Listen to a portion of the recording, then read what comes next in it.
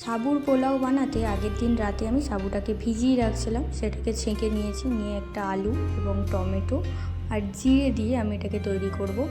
একটা আলু ছাল ছাড়িয়ে নিয়ে তাকে কুচি কুচি করে ছোট ছোট করে কেটে নিয়েছি, কারণ সাবুর সাথে এটাকে অ্যাড করতে হবে। তো আর সাবুটা ভিজানো তাড়াতাড়ি সিদ্ধও হয়ে যাবে, আর এটা একটু কুচি কুচি করে ছোট ছোট করে থাকলে তার সাথে দেখতেও সুন্দর লাগবে, যেহেতু সাবুগুলো ছোট ছোট তাই তো সেই জন্য।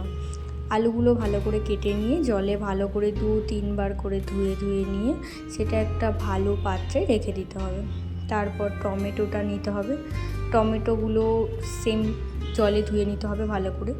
ধুয়ে নিয়ে ওটাকেও সেম আলুর মতো করেই কুচি কুচি কুচি কুচি করে করে শেপ দিতে হবে, কারণ টমেটোটাও তাড়াতাড়ি গলে যায়, টমেটোটাও তাড়াতাড়ি গলে যাবে, সেই জন্য একদমই ছোটো ছোটো ছোটো ছোটো করে পিস করে নিতে হবে। ছোটো ছোটো পিস করে নিয়ে এটাকেও একটা পাত্রে সুন্দর করে রেখে দিতে হবে। আমার এখানে দেখতেই পাচ্ছ টমেটোটা পুরোপুরি কাটা কমপ্লিট হয়ে গেছে, একদম ছোটো ছোটো করে কেটে নিয়েছি। কড়াই একটুখানি তেল দিয়েছি, তেল দিয়ে জিরেগুলো নিয়েছি পরিমাণ মতো, আপনাদের পরিমাণ অনুযায়ী নেবেন, কারণ সাবুটা যতটা তেমন মাপ অনুযায়ী একটা পরিমাণ মতো নিতে হবে, কারণ অতিরিক্ত লাগলে ভালো লাগবে না, অতিরিক্ত কম লাগলেও ভালো লাগবে না। জিরেটা একটু লালচে ভাব চলে আসলে জিরেটা একটু লাল লাল হওয়ার জন্য রেখে দেবো কিছুক্ষণ। একটু লালচে ভাবটা চলে আসলে আলুগুলো দিয়ে দিতে হবে, কারণ আলুটা আমি ফার্স্ট দেবো, কারণ আলুটা একটু সিদ্ধ হতে টাইম লাগে। আলুটা ফার্স্ট দিয়ে একটু সিদ্ধ মতো করে নিতে হবে হালকা ভাব। এটা হালকা একদম লো ফ্লেমে রেখে আস্তে আস্তে আস্তে আস্তে এটাকে কুক করতে হবে। এবার এটাতে নুন আর একটু হলুদ দিতে হবে, একদমই একটু হলুদ দিতে হবে। হলুদটা অ্যাকচুয়ালি না দিলেই ঠিক আছে, কিন্তু আমাদের বলে যে হলুদ না দিলে নাকি আটকুড়ো টাটকুড়ো এরকম কিছু একটা ব্যাপার আছে। আমি ঠিক এটা বলতে পারবো না, কিন্তু আমাদের এটা দেওয়ার নিয়ম। যে কোনো তরকারি বলো যাই বলো সাদাভাবে রাখতে নেই, একটু হলেও হলুদ দিতে হয়, সেই জন্য একদম সামান্য একটু হলুদ দিয়েছি। হলুদ দিয়ে এটাকে ঢাকা দিয়ে দেবো কিছুক্ষণের জন্য লো ফ্লেমে। 2 মিনিট মতো রাখতে হবে। 2 মিনিট রাখার পর এটাকে খুলে দিতে হবে, কারণ এই দেখো লাল লাল একটা ভাব চলে আসছে, এটা এরকমভাবে হয়ে গেলে মানে হাফ সিদ্ধ হয়ে গেছে।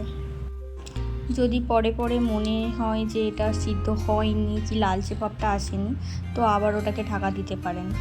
এখন একটু টমেটোগুলো কুচি কুচি কাটাগুলো সেগুলো দিয়ে দিয়েছি, যেহেতু আলুটা হাফ সিদ্ধ হয়ে গেছে, টমেটোগুলো একটু নরম হলে ভালো হয়, তো সেই জন্য দিয়ে দিয়েছি।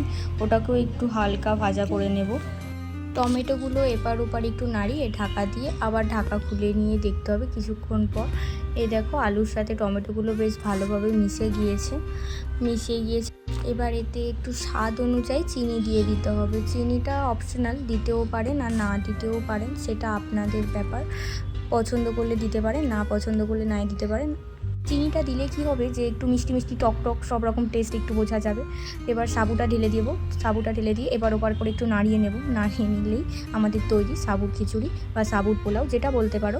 এটা কিছুক্ষণ এপার ওপার করে নাড়াচাড়া করে নিতে হবে, কারণ এটাও একটু হলুদ হলুদ ভাব আনা অবধি পর্যন্ত এটা রেখে দিতে হবে। দেখছো এবার হলুদ হলুদ একটা ভাব চলে আসছে। এবার তৈরি হয়ে গেছে আমাদের সাবুর পোলাও। এটা খেতে খুবই সুন্দর, খুব টেস্টি, বাচ্চাদের পক্ষেও ঠিকঠাক, সব রকম সবজি দিয়েও বানানো যায়। আজকের জন্য এই পর্যন্তই, কাল দেখা হবে নতুন একটা রেসিপি নিয়ে। আশা করি সবাই ভালো থাকবেন, সুস্থ থাকবেন। কাল দেখা হবে একটা নতুন রেসিপি নিয়ে।